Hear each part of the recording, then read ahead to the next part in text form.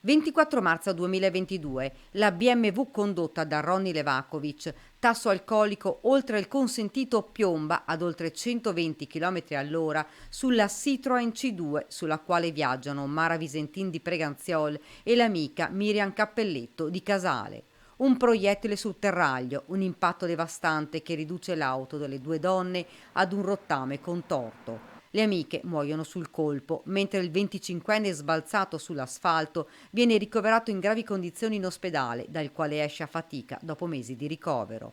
Quasi un anno dopo la tragedia del Terraglio si conclude con un patteggiamento, 3 anni e 4 mesi a Levakovic per il duplice omicidio stradale. Il patteggiamento è stato il frutto di un lavoro di analisi approfondita degli avvenimenti, delle circostanze che lo hanno caratterizzato, dei fattori che hanno influito sulla determinazione in due direzioni, sia del grado della colpa, tenuto conto di tutti i momenti che hanno caratterizzato appunto questo episodio, la velocità, le condizioni ambientali, il tipo di guida, certamente anche il tasso alcolico che esisteva ma che era poco superiore al tasso amministrativamente sanzionato, e anche alle condizioni generali in cui si sono trovate le povere donne nel momento dell'impatto e successivamente che cosa è avvenuto nel momento del contatto.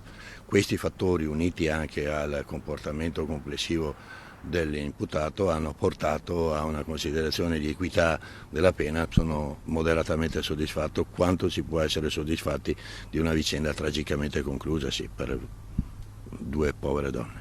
Quando l'ipotesi del patteggiamento era ormai concreta, dalle famiglie delle vittime si levarono stupore e amarezza. Oggi nessun commento da parte dei congiunti di Mara Visentin, già provati dal dolore per la perdita e per le vicissitudini giudiziarie della vicenda. A parlare è il legale, l'avvocato Andrea Piccoli.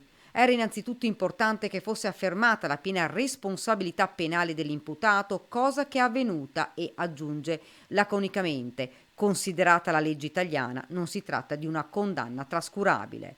Ronny Levakovic ha atteso a casa la sentenza. Dopo mesi di coma in seguito allo schianto non è più in pericolo di vita, ma le sue conseguenze fisiche e psicologiche sono permanenti. È consapevole che dovrà affrontare un periodo di espiazione, nel senso di misure probabilmente alternative anche in relazione alle sue condizioni di salute. Adesso questa decisione diventerà definitiva e introdurremo una richiesta di misura alternativa alla detenzione relativa, io credo, a un affidamento in prova ai servizi sociali.